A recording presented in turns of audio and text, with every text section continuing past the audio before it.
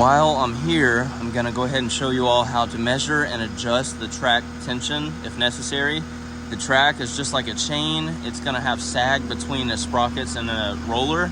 And so I've got the front roller up there, and you can see in the middle between the board and the track, I've got some sag, and that's what we're gonna measure.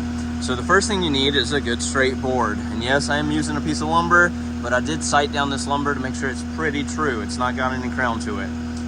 And so that's satisfactory for me. Then we're gonna go to the middle of the track, in between the front idler and the rear sprocket.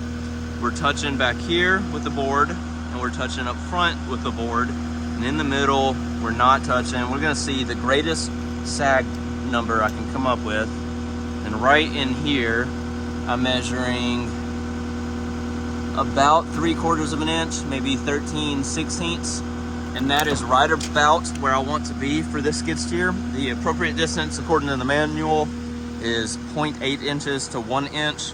And so I may be just a little tiny bit tight here, but by the time I set the skid steer down and I drive it around on solid surface, that's gonna loosen up just a smidge. And of course, anytime that you adjust track tension, you're gonna wanna measure with the skid steer up and set it down, run it around, and then grab your block or your straight board and measure it again after you drove it around for a few minutes.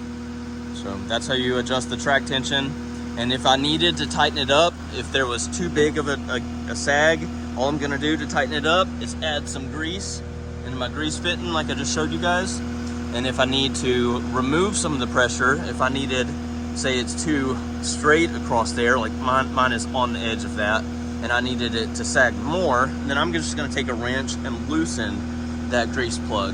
And then some grease is gonna spit out, release some of the pressure from the hydraulic piston there, the grease piston, whichever, still a fluid. But that's how you're gonna adjust and measure the track tension on a skid steer and a lot of tracked excavators as well.